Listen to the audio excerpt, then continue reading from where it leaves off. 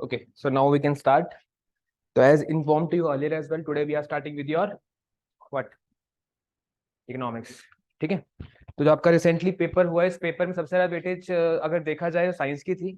लेकिन साइंस के बाद जो क्वेश्चन थोड़ा सा बहुत हम सोच सकते थे कि ये आते हैं एग्जाम में सीडीएस में, वो इकोनॉमिक्स के थे। हिस्ट्री में क्या पूछा है वो पूछने वाले को तक नहीं पता है। ठीक है। बिकॉज हिस्ट्री में सबसे प्रोमिनेंट हिस्ट्री कौन सी होती है? Modern history. But what kind of question did they ask? They ask question about ancient history. And ancient history में भी साउथ की एंशिएंट हिस्ट्री पूछी थी, जिसको हम यूजुअली इग्नोर कर देते हैं। ठीक है। They ask question about Marathas. आप कोई एनसीईआरटी दिखा दो जिसमें मराठास के बारे में लिखा हुआ है, आपका डिटेल के अंदर लिखा ही नहीं हुआ आपका। ठीक है। तो question they were asking they are not something जो आपको नॉर्मल बुक्स में मिल जाएंगे। तो जिन टॉपिक्स को हम इग्नोर करते हैं, हमें उनके ऊपर फोकस करना पड़ेगा। सबसे ज्यादा इग्नोर करने वाला सब्जेक्ट कौन सा है आपके लिए? इकोनॉमिक्स। तो we are starting with economics. ठीक है। क्योंकि वो बाकी चीजें हैं ना, उसके लिए अगर बाय चांस आपको रिवाइज करना होगा, टीचर से आगे निकलना होगा, तो आपको इंटरनेट में बहुत सारा कंटेंट मिल जाएगा। मुझे पता है कि आप लोग 4-5 महीने यहाँ पढ़ोगे, उसके बाद लगेगा कि थोड़ी बहुत चीजें स्लो डाउन हो रही हैं, तो आप लोग फिर कहीं ना कहीं और सर्च करना शुरू करोगे। You will find a lot of content, but you will not find the content of economics. You will not find the content of environment. Okay. तो बेसिकली जो चीजें आपको कहीं और नहीं मिल सकती हैं, तो वो चीजें हम यहाँ पे स्टार्ट करेंगे। और वो चीजें जो आपको 1-to-1 कॉन्वर्जेशन में समझ में आएंगी ना, हमने वो पहले कर लेना है। ठीक है। इकोनॉमिक्स में किसी का बैकग्राउंड है यहाँ पे? किसी का भी नहीं है? तुम यहाँ का मैं ही राजा है ना फिर। नहीं, फायदा होता है भाई इस चीज का। नहीं, तुम ट्रस्ट करो, मैं गलत नहीं पढ़ाऊंगा।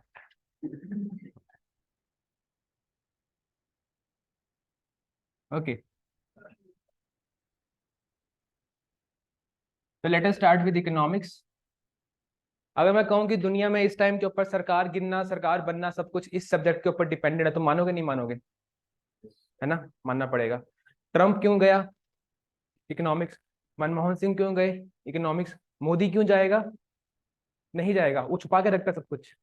ठीक है। मोदी जी कोई डेटा बाहर नहीं आने देते, तो इसलिए वो बच जाएंगे। वरना उनको ही पता है कि अगर मेरी इकोनॉमी एक्सपोज होगी तो मैं खतरे में पड़ जाऊंगा। ठीक है। ऑब्वियसली हम सबके पेरेंट्स जो हैं कहीं ना कहीं दिल से मोदी को ही मानते हैं, है ना? सबके पेरेंट्स, या किसी के राहुल गांधी वाले भी हैं? नहीं, नो शेम इन दैट, मैं राहुल गांधी का सपोर्टर हूँ।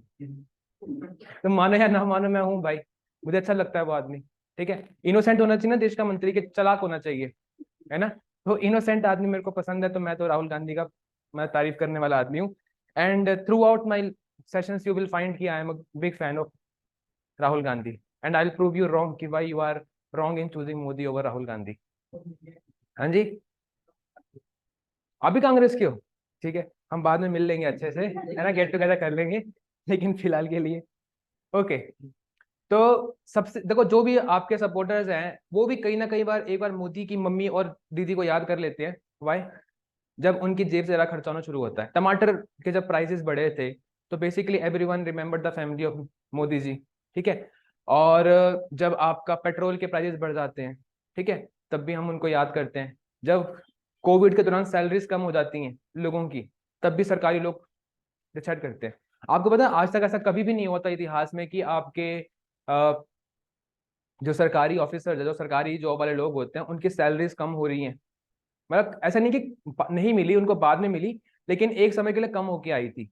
This was done during the period of your Narendra Modi. ठीक है। ओके। चलो, हम मोदी जी के बारे में बहुत कुछ सीखेंगे उनके बारे में, और जो भी उनकी पॉलिसीज वगैरह है। बट इकोनॉमिक्स का ना पहले हमें बेस कवर अप करना पड़ेगा, और जब हम इसका बेस कवर अप करेंगे तभी जाके आपको समझ में आएगा आईएमएफ का क्या पर्पस है, वर्ल्ड बैंक का क्या पर्पस है, ब्रिक्स क्यों बनाया गया। ठीक है। और जो क्वेश्चंस आपको सीडीएस में आते हैं regarding your poverty, unemployment, you will not be able to do anything अगर हम उसका बेस क्लियर नहीं करेंगे। तो हमारी स्टार्टिंग के जो 4 क्लासेस है, it is only about your covering up of base. ठीक है। तो पहले तो ये बताओ कि हम इकोनॉमिक्स में पढ़ते क्या है? सबका पता है मन में कि क्या है इकोनॉमिक्स? आप बताओ क्या economics? I told you that day. Yes, recall. हाँ, study of what, money and all, ठीक है, करेक्ट। ठीक है, चलिए मैं ना इस इकोनॉमिक्स वर्ड को आसान बनाने के लिए आपको दो वर्ड और बताता हूँ। एक है आपका word economic agent,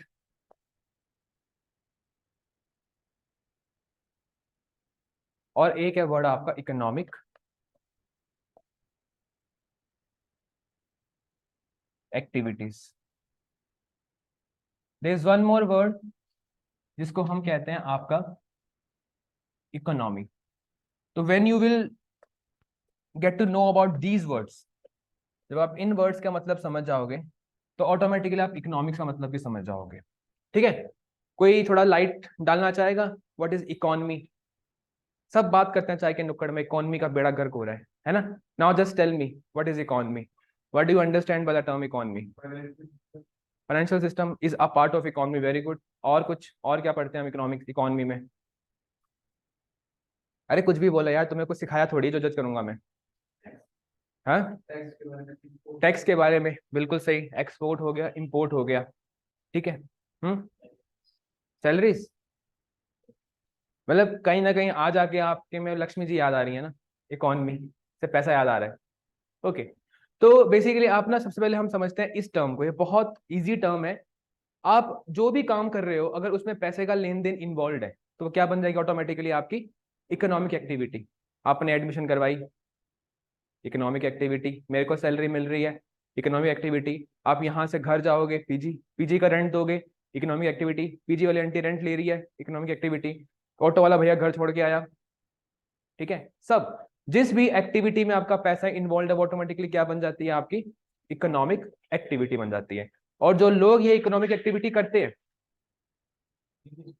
yes, you are late. और जो भी, we have just started, we are just discussing first term. तो जो भी लोग ये एक्टिविटीज करते हैं we call those people as economic agents. ठीक है, पहले तो है आपकी एक्टिविटी जिसमें आपका पैसा इन्वॉल्व है, और जो ये पैसे वाली एक्टिविटीज करते हैं those people are called economic agents. और जिस जगह में ये एक्टिविटी करते हैं that place is called economy. और जो सब्जेक्ट इसको स्टडी करता है दैट इज इकोनॉमिक्स। ठीक है, this is the most simplest term जिससे आप ब्रेक डाउन कर सकते हो what is economics and what is economy. अब इकोनॉमिक एक्टिविटी में क्या होता है? कोई भी एक्टिविटी जिसमें आपकी वैल्यू क्रिएशन या वेल्थ क्रिएशन इन्वॉल्व है, ठीक है, सॉरी, वैल्यू या वेल्थ इन्वॉल्व है, उसको हम क्या कहेंगे? आपका इकोनॉमिक एक्टिविटी। एनी एक्टिविटी जिसमें आपका पैसे का लेन देन या वेल्थ इन्वॉल्व है। ठीक है, और अगर किसी चीज की कोई वैल्यू है तो क्या कहते हैं उसके लिए टर्म क्या है? अगर सपोज मेरे लिए कोई, मेरी कोई वैल्यू है तुम्हारी जिंदगी में, तो मैं तुम्हारे लिए क्या बन गया? टीचर मत बोलना, इंपॉर्टेंट चलो होता ही है। Value is means importance, value means importance, it means resource.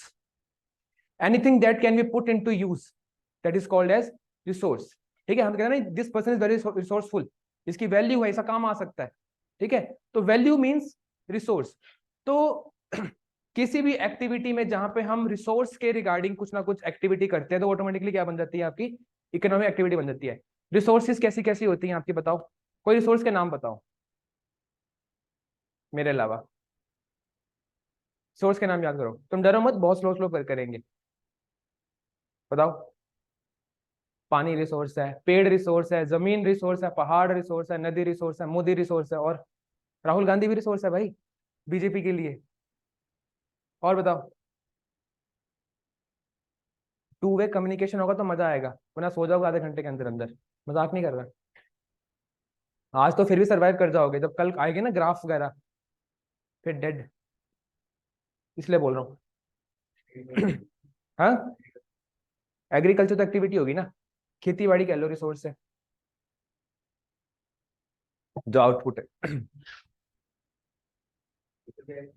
हाँ, तो इसमें हम सिंपल लिख देते हैं आपका एनी एक्टिविटी इन्वॉल्विंग वेल्थ। तो कोई भी एक्टिविटी जो आपकी वेल्थ को इन्वॉल्व करती है that is called as economic activity. ठीक है, और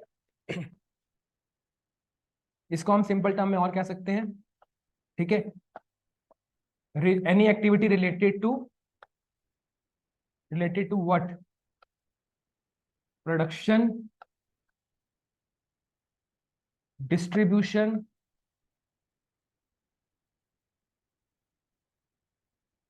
and consumption of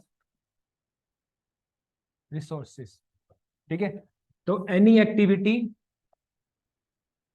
related to number 1 production, number 2 distribution, and number 3 consumption of resources is called as economic activity. ठीक है तो ये लिख लो डेफिनेशन। सबसे पहले आप इकोनॉमिक्स, सबसे पहले आप हेडिंग दो इकोनॉमिक्स की, ठीक है, जो आपका सब्जेक्ट है, and give the heading of first chapter economics and economy. Economy and economics कुछ भी लिख दो, इकोनॉमी एंड इकोनॉमिक्स, ये लिखोगे आप फर्स्ट टर्म, ये आपकी फर्स्ट टर्म है, that is your economic activities, and for economic activities you will write down any activity involving wealth. ये आपकी एक नॉर्मल डेफिनेशन होगी। और दूसरी डेफिनेशन क्या होगी? Any activity related to production, distribution and consumption of resources. ठीक है, this is your first term that we are discussing today.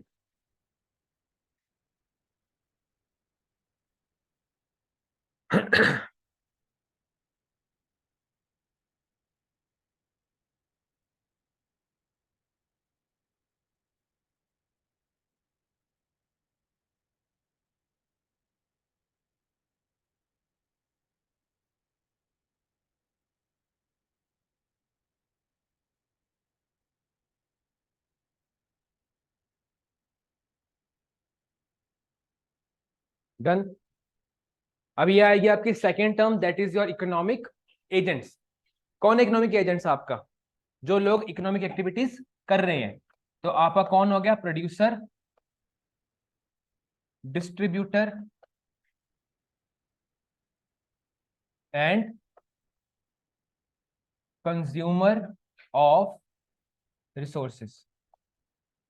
तो जो आदमी आपका रिसोर्सेस को बना रहा है, डिस्ट्रीब्यूट कर रहा है या कंज्यूम कर रहा है, उसको हम क्या कहते हैं? आपका economic agents.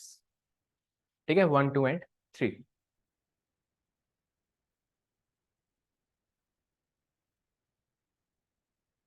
Done. Now we have a term called economy. Now we have a term called economy. आपकी थर्ड टर्म आ गई आपकी। इकोनॉमी क्या होता है आपका? A particular area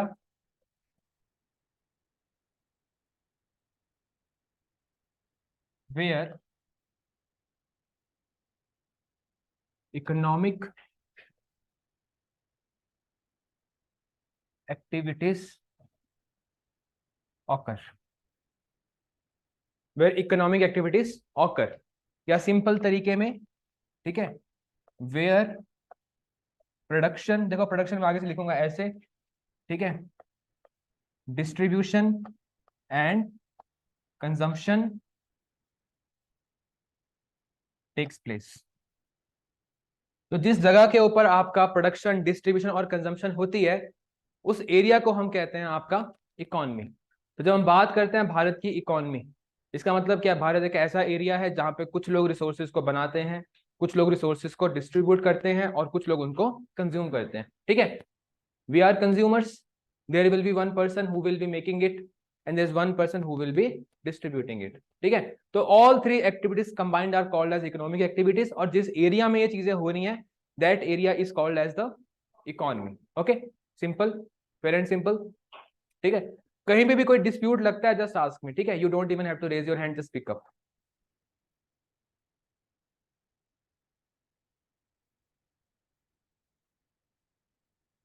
okay, got it. तो जब भी हम बात करते हैं इकोनॉमी की, तो हमें एक बात करनी चाहिए हमेशा, साइज ऑफ इकोनॉमी की।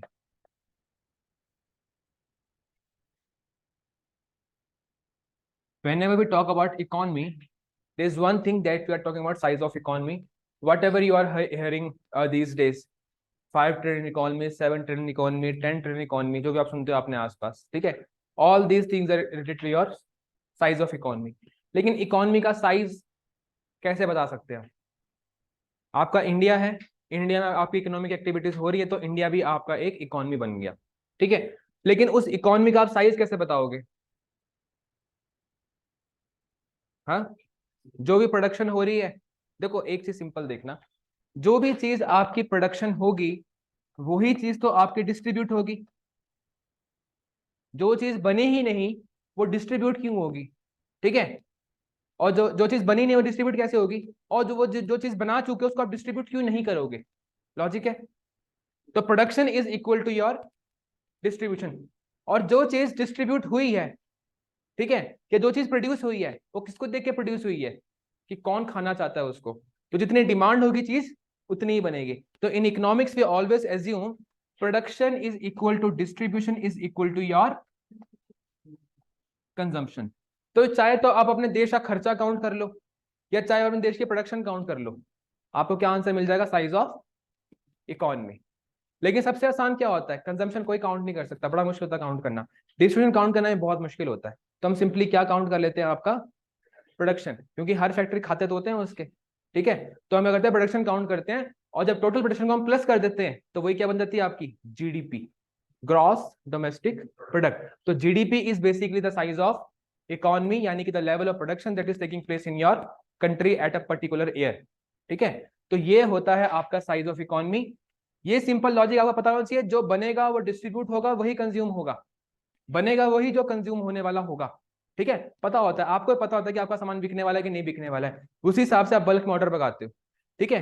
कई बार अगर आप जाओगे किसी शॉप के ऊपर, ठीक है, अभी जाकर मांगो पटाखे दुकान में, पटाखा देगा बढ़िया से, है ना। लॉजिक नहीं है ना इस टाइम पटाखे मांगने का। लेकिन दिवाली के पास जाओ, उसको पता है आप डिमांड राइज हो गई है आपकी, ठीक है। तो हर एक चीज की डिमांड कब होती है हमें पता होता है ना, कि मार्केट्स कब एक्टिव होती है, ठीक है। एक तो त्योहार बड़ी अच्छे इवेंट्स होते हैं आपके इकोनॉमी को बचाने के लिए, ठीक है। इकोनॉमी को अगर बचाना है या इकोनॉमी का साइज बड़ा करना है तो आपको क्या करनी पड़ेगी? प्रोडक्शन। लेकिन प्रोडक्शन कहाँ से आएगी? आपकी कंजम्पशन को देख के आएगी, ठीक है। तो याद रखना है कि जब हम कहते हैं ना कि ग्राहक भगवान है, वो भगवान सिर्फ उस दुकानदार के लिए नहीं है, ग्राहक पूरी की पूरी इकोनॉमी के लिए, मतलब भगवान है। मैं जरा बड़ा भगवान हूँ कि मैं जरा बड़ा ग्राहक हूँ, ठीक है। खाने में मैं बहुत ज्यादा खर्च करता हूँ, ठीक है। तो जितना ज्यादा पैसा खर्च करता है वो उतना बड़ा, मतलब उसका उतनी ज्यादा इन्वॉल्वमेंट है आपकी, ठीक है। तो मेरा तो ये मानना है कि इकोनॉमी में दो दो चीजें सबसे ज्यादा इंपॉर्टेंट है आपकी इकोनॉमी को बचाने के लिए। एक त्योहार, जब त्योहार आते हैं तो बहुत ज्यादा कंजम्पशन होती है आपकी। और दूसरे बेवड़े लोग, है ना। दुनिया इधर की उधर हो जाए, वो अपनी कंजम्पशन कम नहीं करते। अल्कोहल की जो आपका पता नहीं आप लोग कंज्यूम करते हो कि नहीं करते हो, मुझे बताने की जरूरत भी नहीं है, ठीक है। But if you do then just tell me the price of one bottle of VAT 69। पता होना चाहिए, तो जनरल नॉलेज वाली चीजें हैं। VAT 69 का नहीं? कितना? नहीं यार, थोड़ा महंगा हो गया आजकल। और कोई? नहीं नहीं, इतना भी नहीं यार।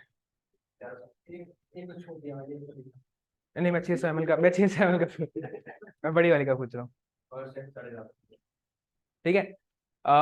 नॉर्मल अगर एक आपको एक प्रीमियम ब्लेंडेड विस्की चाहिए, ठीक है, don't assume me as alcoholic, I am just a person who is very much aware about the things are happening around me, ठीक है। तो you will get it somewhere about 1100 और 1200, ठीक है। And one premium is already VAT 69, तो I told you. तो इसकी जो प्रोडक्शन कॉस्ट है, it is somewhere around 180 rupees, 180 रुपये तक बन जाती है। अगर डिस्ट्रीब्यूशन का कॉस्ट भी लगा लें तो 300 तक, मतलब मार्केट में पहुंच जाती है। और उसके बाद 4 गुना टैक्स जो बेवड़ा है वो पे करता है, और वो अपनी इकोनॉमी को बचाता है, ठीक है। जो आपके रोड बन रहे हैं, जो आपकी बिल्डिंग्स बन रही हैं, all thanks to alcoholic people. और सबसे ज्यादा गालियां किसको पड़ती है समाज में? जो आदमी शराब पीता है ना। वो होते हैं जो जब आप अच्छा काम करते हो दिखता किसी को नहीं है, ठीक है, उनको सिर्फ एक दूसरी साइड दिखती है। आपको पता है जब कोविड में लॉकडाउन लगा था तो सबसे पहले कौन सी दुकानें खुली थी? वाई? हाँ, कुछ तो बंद नहीं हुई थी। लेकिन जब आपका लॉकडाउन खुला सबसे पहले ये वाली दुकानें खुली थी। वाई? क्योंकि उनको पता है कि अगर इकोनॉमी को कोई फिर से उठा सकता है तो यही लोग हैं जो जिम्मा उठा सकते हैं, ठीक है। एंड लोगों ने भारी, मतलब क्या क्या संख्या में, मतलब अपना योगदान दिया, और किलोमीटर लंबी लाइनें लगी थी आपकी, ठीक है। और लोगों ने एक्चुअली में बहुत ज्यादा कॉन्ट्रीब्यूट किया था। और पता नहीं यार, ये लोग कभी भी आपका 26 जनवरी का सम्मानित नहीं होते, 15 अगस्त का सम्मानित नहीं होते, but these people are very important for the economy. ठीक है, वी ऑलवेज से कि ये चीजें अच्छी नहीं होती हैं, ठीक है, लेकिन अगर अच्छी नहीं होती तो सरकार बैन क्यों नहीं कर देती इसको? क्योंकि जितना ज्यादा टैक्स आपका एक अल्कोहलिक पे करेगा, उतना कोई और पे नहीं करेगा। इवन अगर आप लग्जरी कार्स के ऊपर भी देखो, लग्जरी कार्स की अपनी मार्केट होती है। वो लग्जरी कार इसलिए क्योंकि उसका प्राइस बहुत ज्यादा है। आप मर्सिडीज को बेचो 1.5 2 लाख रुपए में, no one will purchase that. ठीक है, अगर वहीं पे आप नैनो का प्राइस देखो, सिंपल सी बात होती है, आपको पता होता है, अगर आपको कोई कोर्स 2 या 3 हजार रुपए में बेचेगा, आपके माइंड में डाउट आएगा, यार ये क्या 2.5 हजार में बेच रहा है, पता नहीं क्वालिटी होगी नहीं होगी। वहीं कोई बोला कि 1 लाख से कम 1 रुपया नहीं लूंगा तुमसे मैं, कहते नहीं यार कोई बात तो होगी, तभी तो 1 लाख रुपया मांग रहे हैं। तो कभी कभी प्राइस उसकी जो है ना, वो मार्केट को डिफाइन करता है आपका। तो ऐसी चीजें भी आपकी होती हैं। तो हर किसी चीज के ऊपर आदमी टैक्स पे नहीं करता है। लग्जरी कार्स के ऊपर आदमी टैक्स पे कर देता है, लेकिन उसकी डिमांड कम हो जाती है टैक्स पे करने के बाद। लेकिन alcohol is the only thing जिसके ऊपर टैक्स लगा दो, टैक्स के ऊपर टैक्स लगा दो, सरचार्ज कहते हैं जिसको, फिर भी उसकी डिमांड कम नहीं होती है आपकी, उल्टा बढ़ती ही है, क्योंकि अगली जनरेशन आ जाती है ना वो भार उठाने के लिए। ठीक है, तो साइज ऑफ द इकोनॉमी जो है आपका, इसको अगर हमने पता लगाना हो तो इसका मतलब क्या है आपका, total production in an economy in one financial year. Financial year क्या होता है आपका, वो साल जो आपका 1 अप्रैल से स्टार्ट होता है और नेक्स्ट ईयर के 31 मार्च को खत्म होता है। ठीक है, this is your financial year. तो आपका देश में 1 अप्रैल से लेकर अगले साल के 31 मार्च तक कितनी प्रोडक्शन हुई, कितने रुपए की चीजें बनी, क्या कितने डॉलर की चीजें बनी, that is your what, size of economy.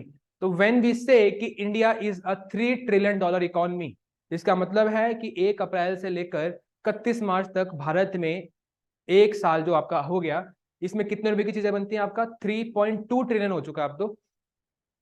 Economy की स्पीड एक्चुअली में बहुत अच्छी है इस टाइम के ऊपर, इंडिया इस टाइम के ऊपर सबसे फास्टेस्ट ग्रोइंग इकोनॉमी दुनिया में, तो बहुत अच्छे से हम ग्रो कर रहे हैं आपका। तो इस टाइम के ऊपर जब हम बात करते हैं इंडिया के साइज ऑफ इकोनॉमी की, तो it is $3.2 trillion, not even rupees, it's dollars. तो इसका कैलकुलेट करेगा तो पूरा पूरा यहां से लेकर वहां तक 0 0 भर जाएगा। ठीक है, तो it's a good number. And चलो आपको और इंटरेस्टिंग फैक्ट बताता हूँ। इंडिया को जरा बर्बाद किसने किया, मुगलों ने या अंग्रेजों ने? हाँ, ब्रिटिश ने जरा बर्बाद किया हमें। ओके, अगर मैं बोलूं कि भारत को जरा बर्बाद भारत के लोगों ने किया, मानोगे? मैं बोलूंगा तो मानना पड़ेगा वैसे। ठीक है, क्योंकि मैं थोड़ा थोड़ा मेरे को थोड़ा डेटा पता है, इसीलिए आपको मैं बता देता हूँ। लिखना मत, अगर याद रखना होगा तो अपने पापा को या मम्मी को इम्प्रेस करने के लिए बोल देना, या कोई संगी होगा उसको बता देना। लेकिन इसको बताने से पहले आपको ना मैं एक बताता हूँ कि एक चीज आपकी और होती है, इसको हम कहते हैं आपका ग्रोथ ऑफ इकोनॉमी। तो पहले ये चीज आपने लिखनी है, उसके बाद आपको मैं डेटा बताऊंगा। Economic growth,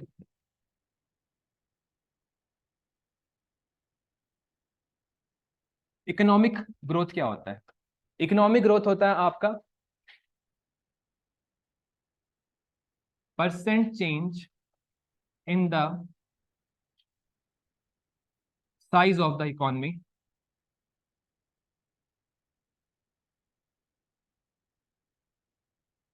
in one financial year.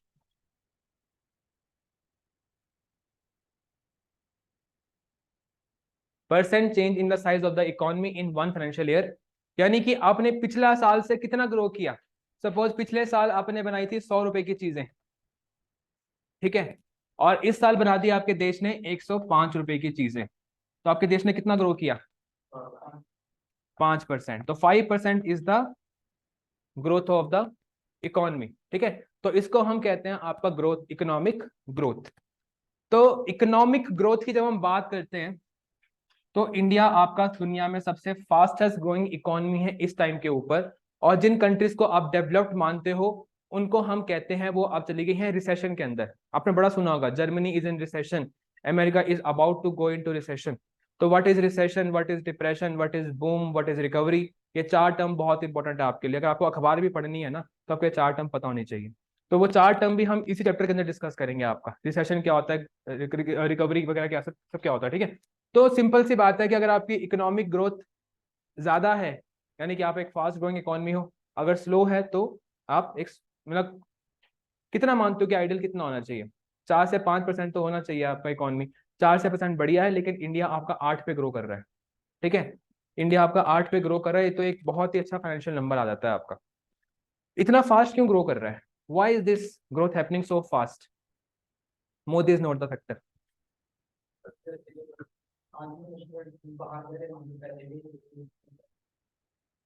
जो बाहर से पैसा आ रहा है ना, उसको हम कई बार जीडीपी कैलकुलेट करते हुए इग्नोर भी कर देते हैं। जब हम बात करते हैं ना जीडीपी की, तो जीडीपी में हम बाहर का पैसा काउंट नहीं करते जो बाहर से हम आ रहा है। Population, population is the reason, ठीक है। पॉपुलेशन इज द रीजन कि why we are growing at a faster pace, and population is the reason कि we are the fastest growing economy but we still do not have a decent standard of living. आपको पता है अगर आप लोग America में ले जाते हो कोचिंग, कोचिंग की जरूरत ही नहीं पड़ती है आपको, क्योंकि वहां पे जिसको फौज में जाना है वो जा सकता है। You just have to enroll during your college days कि you want to join army and you will go if you pass physical test। कोई एसएसबी वगैरह कुछ नहीं है, ठीक है। बेटर नहीं है। On the basis of your graduation you are commission into army, ठीक है। और उनको आर्मी की जरूरत भी है, क्योंकि उनकी आर्मी सिर्फ यूएस में नहीं है, उनकी आर्मी अफगानिस्तान में, ईरान में, कहाँ कहाँ उनकी आर्मी है आपका।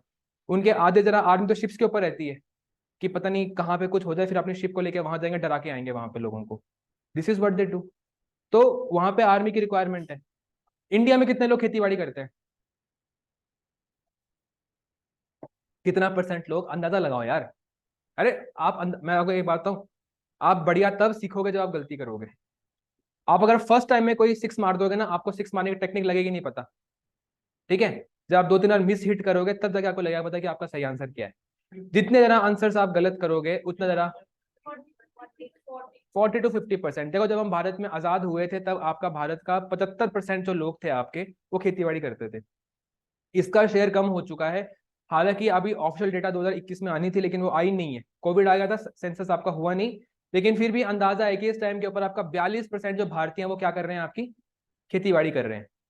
42% भारतीय आपका खेती बाड़ी कर रहे हैं, और खेती बाड़ी का भारत की इकोनॉमी में योगदान कितना है? सिर्फ 18%।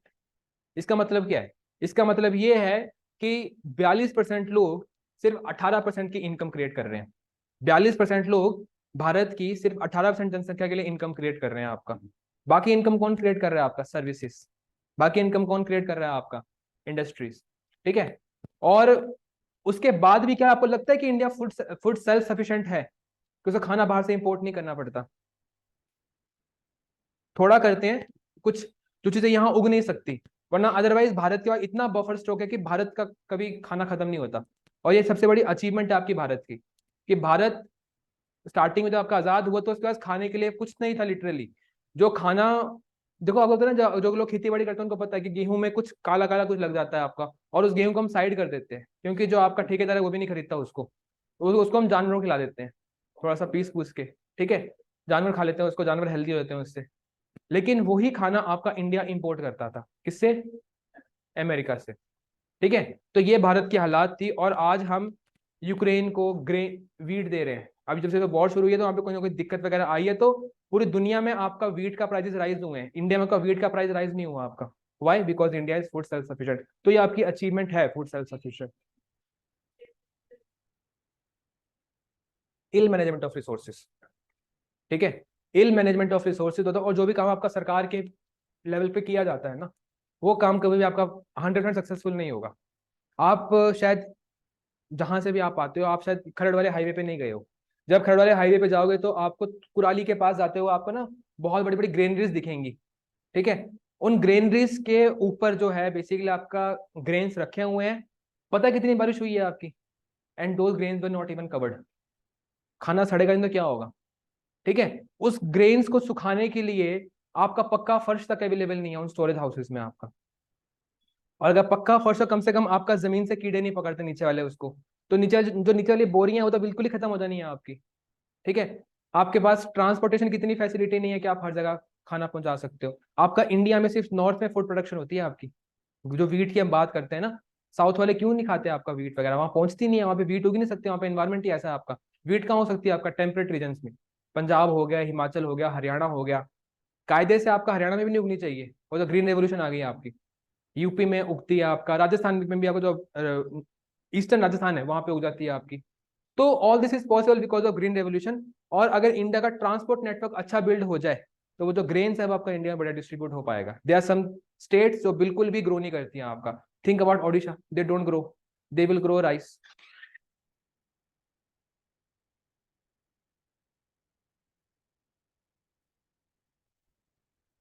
ठीक है, तो ये सब चीजें आपकी होती हैं, मतलब देखो ये भी आपके चैप्टर का पार्ट है।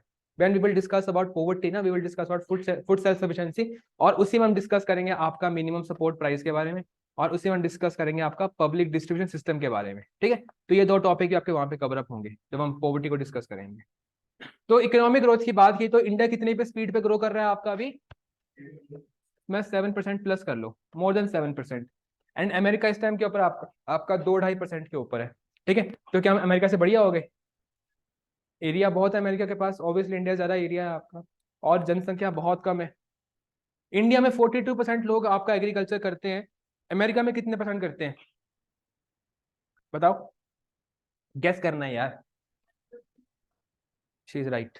ठीक है, समवेयर अबाउट 1 to 2% जो लोग हैं आपके, वो आपका खेती बाड़ी करते हैं, और वो जो ऐसे किसान हैं आपके, वो अपने अमेरिका का पेट भर ही देते हैं, वो दुनिया का पेट भरने की पावर भी रखते हैं। ठीक है, तो this is called development. Okay, when this development, जब आपका इंडिया का फार्मर भी आपका इस लेवल पे पहुंच जाएगा, तब हम कह सकते हैं कि आपका इंडिया क्या है, आपका डेवलप्ड इकोनॉमी है। एक डेवलप्ड इकोनॉमी की पहचान ये है कि आपका खेती बाड़ी में बहुत कम चीजें होती हैं, खेती बाड़ी में आपका बहुत कम लोग इन्वॉल्व होते हैं, लेकिन खेती बाड़ी का आउटपुट बहुत ज्यादा होता है आपका। और इंडिया में क्या है, लोग बहुत ज्यादा इन्वॉल्व और आउटपुट बहुत ज्यादा कम है आपका। ठीक है, और वो आउटपुट जब हम नॉर्थ से साउथ जाते हैं वो और कम हो जाता है। ठीक है, तो चलो, ये आपने दो कंसेप्ट समझ लिए, इकोनॉमिक ग्रोथ क्या होता है और इकोनॉमिक साइज क्या होता है आपका, size of economy. Now I will tell you little bit about data और एंड वेरी इंटरेस्टिंग डेटा। जब आपके मुगल भारत के ऊपर रूल करते थे, तो ऑब्वियसली बात है वहां पे कोई सर्वे वगैरह तो नहीं हुआ होता होगा, लेकिन उस समय का हमारा मानना है कि आपका इंडिया जो सोने की चिड़िया थी, that was the second largest economy in the world. Okay, जब आपके मुगल भारत पर राज करते थे, मुगलों का भी एक अच्छा समय हुआ करता था, जब आपके अकबर शाहजहां वगैरह हुआ करते थे आपके, उनके ताज, उनके कपड़ों में आपका गोल्ड एंड जो आपके जेम्स होते हैं वो हुआ करते थे, उनके कमरों में आपके जेम्स लगाए जाते थे, तो मतलब कितने अमीर होंगे आप सोच सकते हो। तो these people were quite rich and India the second largest economy. India से आगे कौन था? Correct, China was the first. ठीक है, and Mughals were the end India were the second. अब जब आपके ब्रिटिशर्स आ गए, तो ब्रिटिशर्स ने इंडिया की इतनी बुरी हालत कर दी कि इंडिया की इंडस्ट्री नहीं बची। देखो इंडस्ट्री में आप हमें समझते हो कि इंडस्ट्री का मतलब होता है हमें फैक्ट्रियां निकल रही हैं, धुआं निकल रहा है, सब कुछ वो आपका इंडस्ट्री है। इंडस्ट्री कुछ नहीं, अगर आप घर से भी कोई चीज बना रहे हो आपका, ठीक है, तो that is also called an industry. तो मुगलों के समय के ऊपर आपकी इंडस्ट्री बहुत तगड़ी हुआ करती थी। और जब भी आप घर पे कोई कलाकृति होती है, सिंपल सी बात है, अगर मशीन में कोई रुमाल बन रहा है आपका, तो कोई पैसा नहीं है, लेकिन कांगड़ा का रुमाल खरीदो जो हाथ से बनता है आपका। ठीक है, टोपियां बनती हैं आपकी नॉर्मल तरीके से, लेकिन आप वही टोपी जो आपके हाथ से बनती है हिमाचल में, आप कभी उनकी प्राइसेस चेक करना, तो जो भी चीजें हाथ से बनती है उसकी क्वालिटी भी अच्छी होती है, उसका प्राइस भी ज्यादा होता है। तो जो ब्रिटेन के लोग हैं, जब इंडिया का सामान आपका ब्रिटेन जाया करता था, तो उन्होंने देखा कि ब्रिटेन का सामान सस्ता है, लेकिन still people of Britain are preferring which goods, Indian goods, quality अच्छी है। ठीक है, बहुत अच्छा, मतलब ब्राइट कलर्स का इस्तेमाल होता है, तो अच्छे लगते हैं चीजों को, लोगों को चीजें। तो ब्रिटिशर्स ने क्या किया कि इंडिया की इंडस्ट्री को डिस्ट्रॉय करने का प्लान किया, and continuously for more than 150 years they destroyed our industries. They tried their level best to destroy the industry, and they brought our economy still to the sixth largest. जिंदगी भर का जोर लगा लिया 150 सालों में, फिर भी आपका इंडिया इतना रिच था कि still India at the time of independence, in terms of wealth, India was sixth largest in the world. ठीक है, और नेहरू के समय तक भी ये सब ठीक था। नेहरू जी आपके जो थे वो 1963 तक रहे थे आपके, और तब तक जो चीजें थी आपकी वो बिल्कुल सही सलामत थी, कोई बहुत बड़ी दिक्कत आपकी नहीं हुई थी। एंड टिल 1961 ऑल्सो आपकी इंडिया की जीडीपी आपका कितना रही थी, सिक्स साइज रहा था। उसके बाद भारत के लोगों ने बहुत ज्यादा कोशिश करी और भारत को कहाँ पहुंचाया,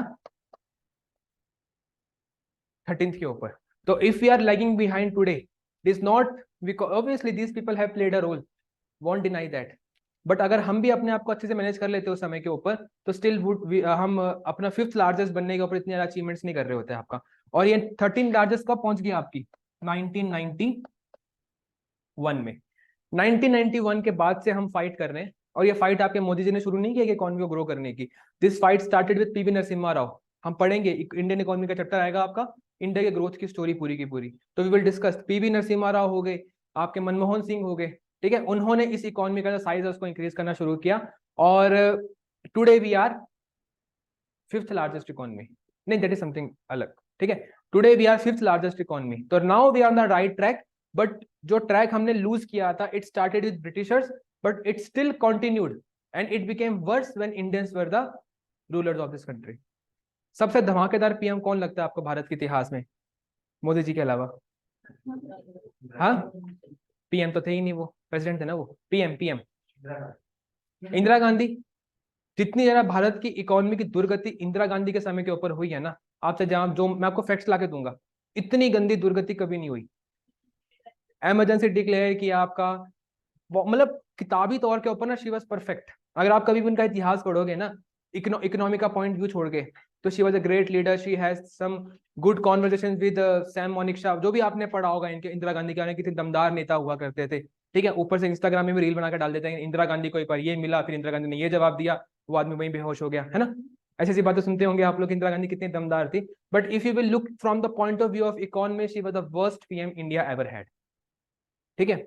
she never focused on economy, और इसी कारण से भारत के लोगों का बहुत जरा मतलब दुर्गति वगैरह हुई है। We will discuss about all those things as well. तो it's a interesting chapter, but ये हल्का सा फैक्ट है कि इंडियंस ने खुद को बर्बाद किया है। अदरवाइज इंडिया इतना रिच, जो हम कहते हैं ना सोने की चिड़िया, इट वाज एक्चुअली रिच, कि people looted us for more than 150 years. Britain is the country जहां पे दुनिया की पहली इंडस्ट्रियल रेवोल्यूशन आई, उसके लिए रॉ मटेरियल इंडिया से गया। अगर इंडिया आपकी ब्रिटेन की कॉलोनी नहीं होती, तो आज जो आप मैनचेस्टर हो गया आपका, लाइकास्टर, जो भी जगह है आपकी, लिवरपूल वगैरह, ये सब किसे जाने जाते दुनिया भर में कपड़ों के लिए, वहां पे कॉटन कैसे जाएगा? कॉटन सर्दियों में उगता ही नहीं है। दो ब्रिटिश पीपल, क्या होता है वहां पे, बारिश होती रहती है हमेशा, कॉटन को चाहिए 210 दिन चाहिए बिना बारिश के। जब तक आपके 210 दिन बिना बारिश के नहीं मिलेंगे आपको, और आपकी बर्फ भी पड़ेगी वहां के ऊपर, आप कॉटन कैसे उगा लोगे? बट दुनिया में कभी आप बात करके देखो, कॉटन का हाईएस्ट प्रोड्यूसर कौन है आपका? मैनचेस्टर और लिवरपूल नाम आएगा। तो all that industrial revolution was financed by the raw material that went from India. तो ये सब चीजें भी हैं जो हमें पता होनी चाहिए, and somehow these things help us a lot when we are in a group discussion और समथिंग, ठीक है। तो इकोनॉमिक ग्रोथ आपको लग गया पता, और साथ में आपको क्या लग गया पता? साइज ऑफ इकोनॉमी, ठीक है। तो आपको मैं एग्जैक्ट डेटा नहीं बता रहा हूँ, एग्जैक्ट डेटा हम करेंगे आपका बाद में, जब सब कुछ सिलेबस हो जाएगा आपका, then we will discuss about the economic survey. और मेरा मन है नहीं है कि आपको सर्वे में अभी करवाऊं, क्योंकि जब तक आपका पेपर होगा तब तक आपका अगला सर्वे फिर से आ जाएगा। फरवरी में आता है ना आपका, जनवरी के मंथ में आता है आपका economic survey latest. Then we will discuss कि हो सकता है तब तक आपका सेंसस की डेटा भी आ जाए। तो I don't want you to remember to datas, तो I won't be discussing much of data right now. तो जो डेटा आपकी बाद में आएगी तब हम उसको एग्जाम से पहले कर लेंगे, ठीक है।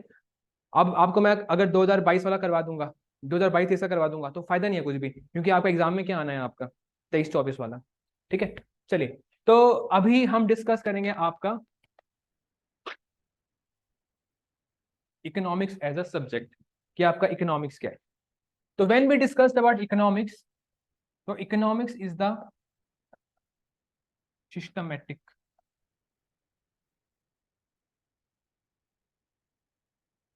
Systematic study of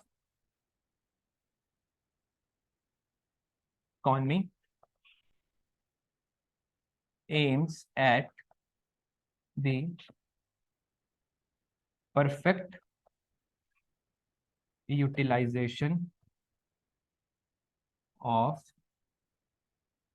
the resources so that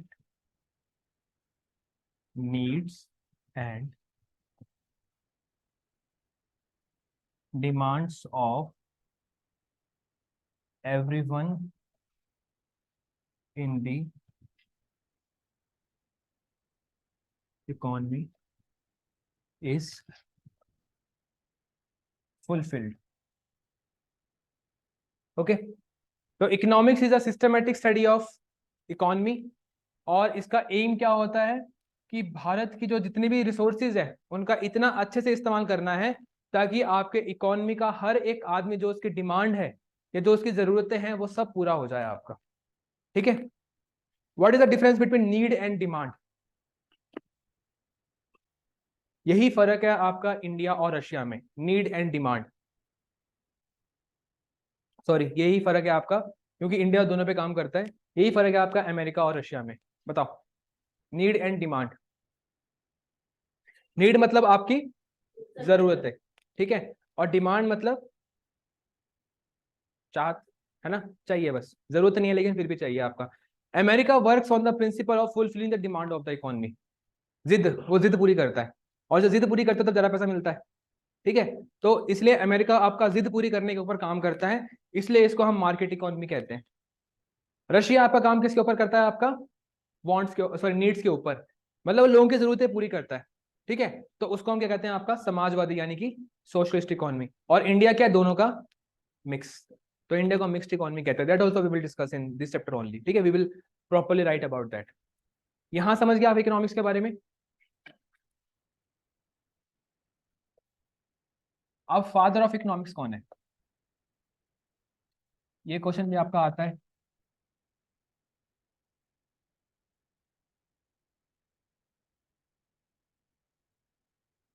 father of economics is Adam Smith. Okay, he was a Scottish person, यानी कि he belong to a country called Scotland. ठीक है, and I am giving you one homework कि आपके जो Adam Smith है उसने economy के कुछ कैनन्स बताए थे, कैनन्स ऑफ इकोनॉमी। ये आपका एक प्रीवियस ईयर क्वेश्चन भी है। पहले आपका ये सीडीएस में आया था, बाद में आपका ये सीएपीएफ में रिपीट हुआ था। तो tomorrow you will tell me कि किस किस चीज को एडम स्मिथ ने कैनन ऑफ इकोनॉमी बताया था।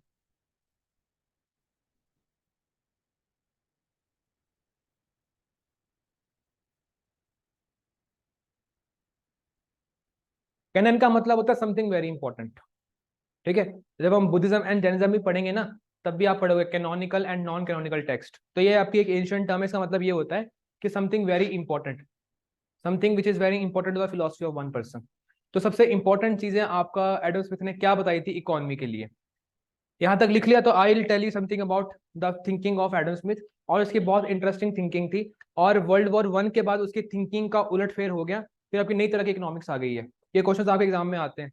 एडम स्मिथ की फिलोसफी किस तरह की थी? John Maynard Keynes, who is the founder of World Bank and IMF? John Maynard Keynes.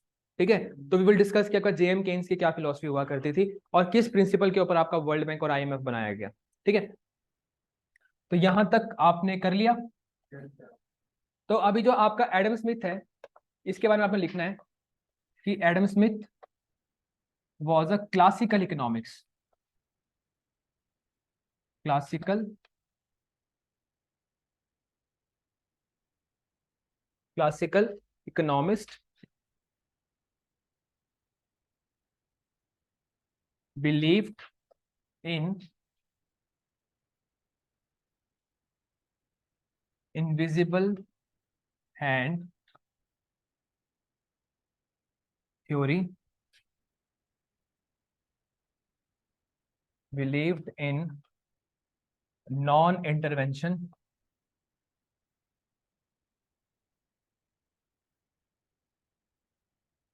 Intervention by government, जिसको हम कहते हैं आपका बिलीव इन फ्री ट्रेड, जिसको हम कहते हैं आपका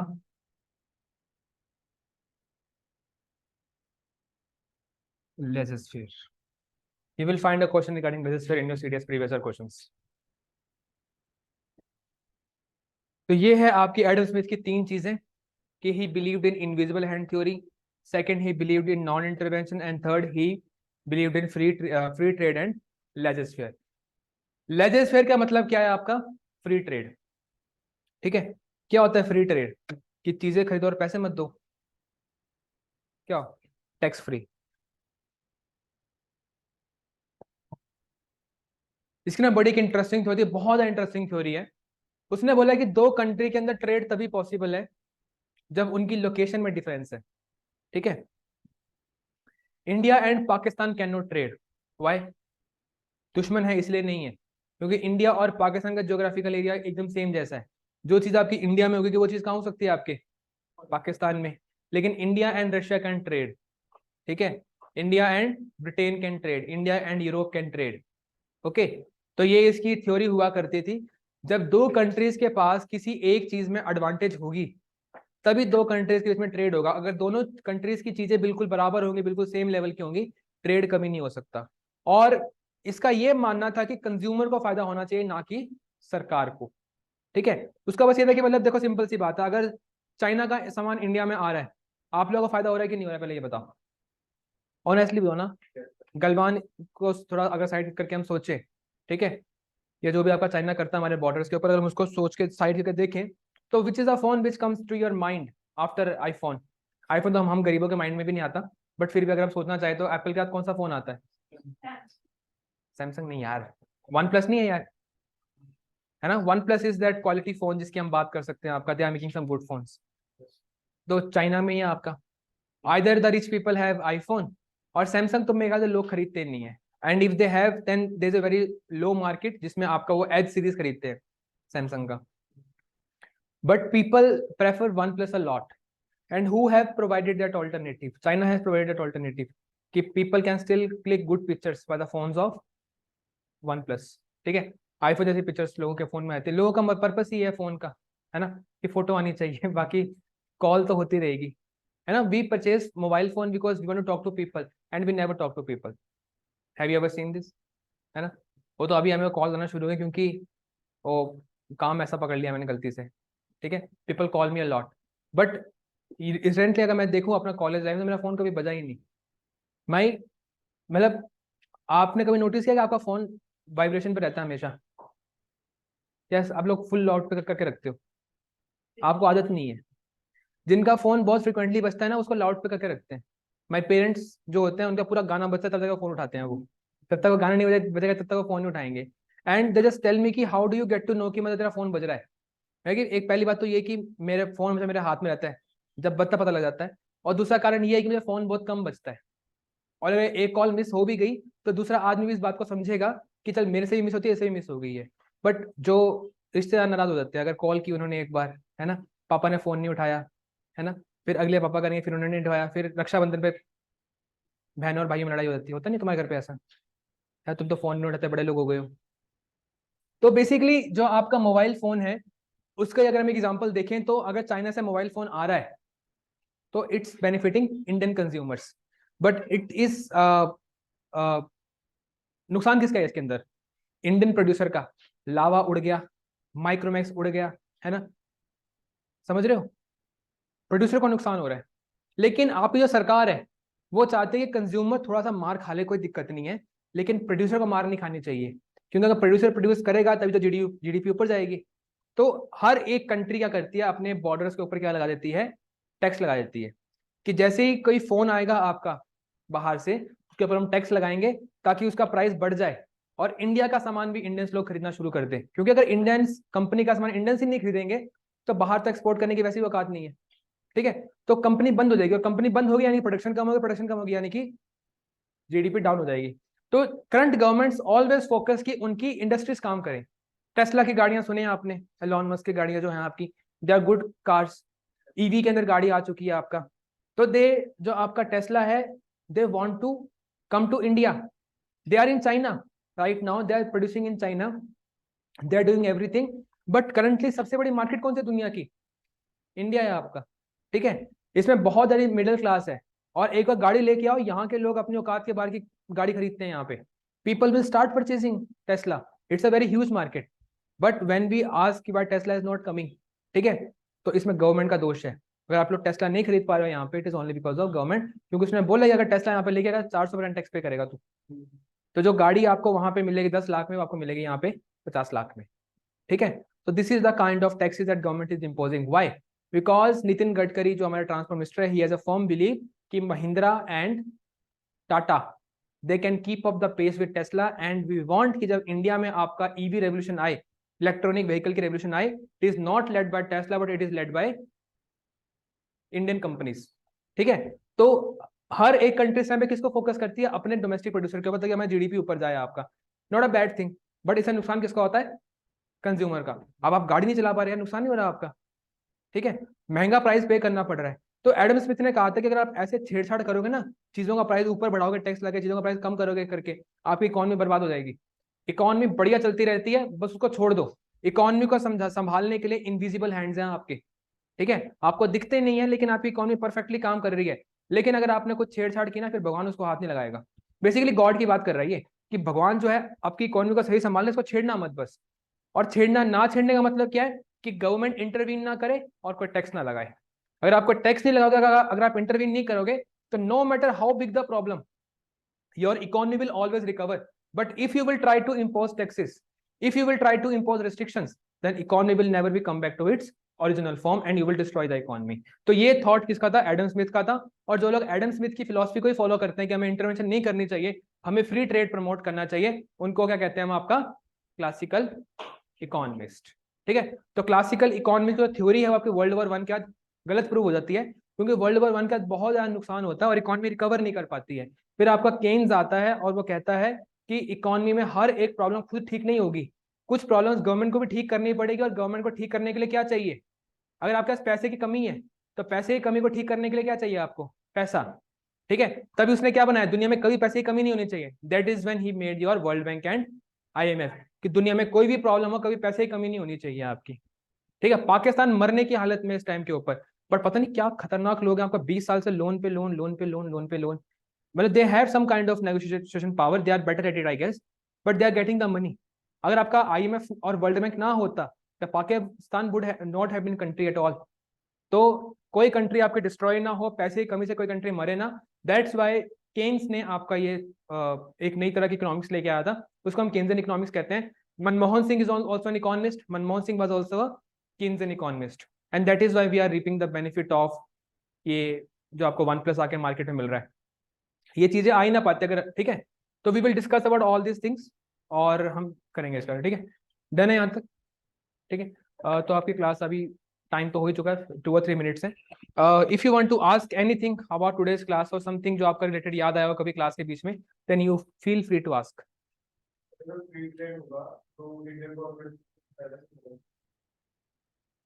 फ्री ट्रेड होगा तो कोई फायदा नहीं होगा किसी को, आपको फायदा होगा बस। As a consumer you will have the benefit. लेकिन फ्री ट्रेड का फायदा आपको तब होगा जब आपकी कंपनी की, आपकी कंट्री की इंडस्ट्रीज बढ़िया हो जाए। जब आपकी कंपनी की इंडस्ट्रीज बढ़िया हो जाएंगी, इसका मतलब क्या है? कि आपका सामान भी दूसरी कंट्री में जाएगा without any kind of restriction. ठीक है, तो आप एक्सपोर्ट करोगे तो आपकी इंडस्ट्रीज भी ग्रो करेंगी। तो फ्री ट्रेड एक अच्छी चीज है, लेकिन उसके लिए आपको एफिशिएंट होना पड़ेगा। देखो, फ्री ट्रेड का बेनिफिट तब होगा जब आप अपनी रिस्पॉन्सिबिलिटी सही सही से संभाल रहे हो।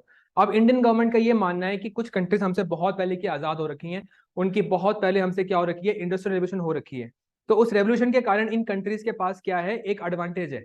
और अगर उनकी कोई भी कंपनी इंडिया में आएगी तो उसकी चीजें सस्ती होंगी। देखो, जो सबसे अच्छी चीज क्या है? जब आप कोई क्वालिटी वाली चीज दे सको और उसका कॉस्ट भी ना हो, अच्छी सर्विस दो, अच्छा प्रोडक्ट दो, और उसका प्राइस भी कम हो, यही है ना बेस्ट आपके लिए।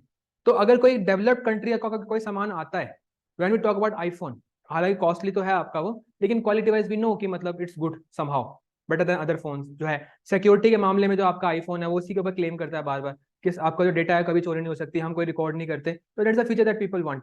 तो जब ये डेवलप्ड कंट्री की चीज इंडिया में आती है, तो कहीं ना कहीं क्या होता है कि उसको एडवांटेज मिलती है पहले शुरू करने की। वो पहले से डेवलप्ड है, पहले से रिसर्च कर रहे हैं ना, तो इंडिया की मार्केट डिस्ट्रॉय हो सकती है। लेकिन अगर इंडिया के लोग ही इतने एफिशिएंट हो जाए कि बाहर के लोग हमारा सामान खरीदना शुरू कर दें, तो फ्री ट्रेड का बेनिफिट किसको होगा? इंडिया को होगा। तो इंडिया बिलीव्स कि अब हम उस लेवल के ऊपर नहीं है, इसलिए हम फ्री ट्रेड को फॉलो नहीं करेंगे। हालांकि डब्ल्यूटीओ के आने के बाद से फ्री ट्रेड का ऑप्शन बचा नहीं है, हर कंट्री को फ्री ट्रेड को फॉलो करना ही करना है। और डब्ल्यूटीओ के क्या प्रिंसिपल्स है वो भी हम डिस्कस करेंगे। तो मैं थोड़ी बहुत चीजें कॉम्प्लिकेटेड है, बट आपको मैं ब्रॉडली बता रहा हूँ कि इसका मतलब क्या था, कि कोई रेस्ट्रिक्शन होना ही नहीं चाहिए। जो आपका वर्ल्ड ट्रेड ऑर्गेनाइजेशन बना है ना, वो इसकी थिंकिंग के ऊपर बना है। जो आपका आईएमएफ और वर्ल्ड बैंक बना, किसी थिंकिंग के ऊपर बना है? आपका केन्स की थिंकिंग के ऊपर बना हुआ है। ठीक है, आपकी जो इकोनॉमिक्स की बुक है उसका फर्स्ट चैप्टर यही है, एक बार उसको हल्का सा रीड माना, दे आर जस्ट 4 और 5 पेजेस आई गेस। हाँ जी।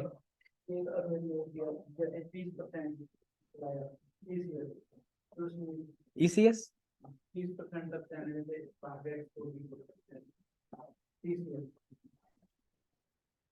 देखा मेरे को फुल फॉर्म देखना है इसका, टीसीएस का फुल फॉर्म, टीसीएस कह रहे हो आप?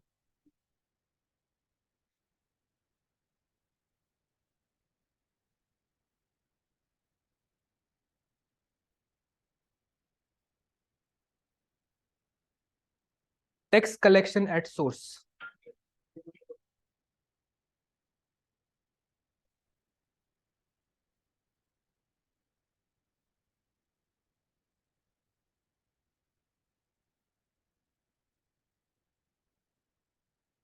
ओके, मतलब ये ना सिंपल सी एक चीज है टीसीएस, जैसे आपका टीडीएस होता है, सुना था टीडीएस के बारे में आपने?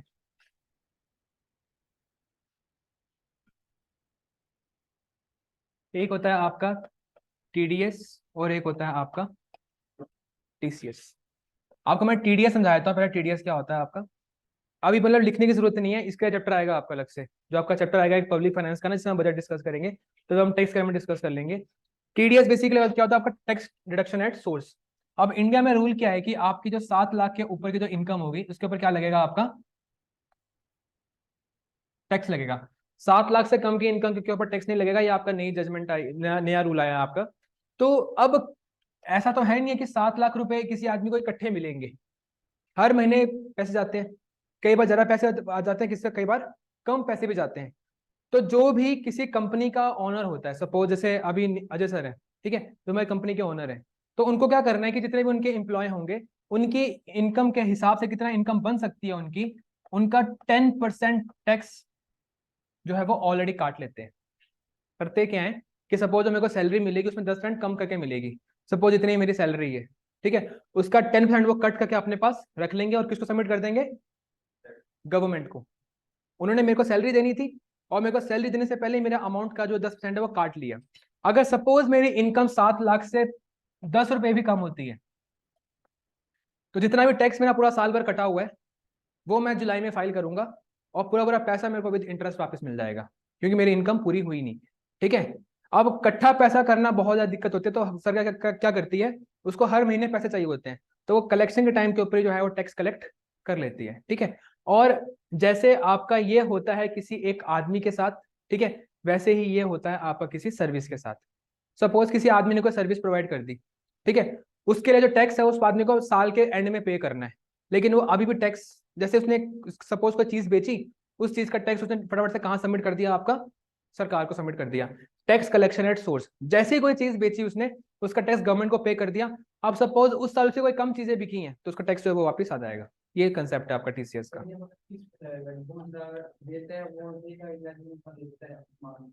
ये डायरेक्ट टैक्स के ऊपर लगता है, ये इनडायरेक्ट के ऊपर लगता है, जब तक आपको डायरेक्ट और इनडायरेक्ट का फर्क नहीं पता तब तक आप शायद समझ नहीं पाओगे इसको। ठीक है, तो चैप्टर का वेट करो आप। ठीक है। एनीथिंग एल्स, कोई और चीज नहीं? हम्म। हम्म। तभी तो मैं कह रहा हूँ इंडिया को कोई खास फायदा नहीं होगा आपका, क्योंकि इंडिया को आपके ग्रोथ की पेस अभी कम है, इंडिया पीछे है इस टाइम के ऊपर। ठीक है। बट इंडिया भी अगर पेस करता है, तो ओवरऑल एडम स्मिथ का मानना है कि पूरी दुनिया को फायदा होगा इसका। आप बस अपनी एफिशिएंसी को बढ़ाओ, आपको फायदा होगा फ्री ट्रेड का। ये चीज है आपकी। ठीक है। और कुछ? चलिए।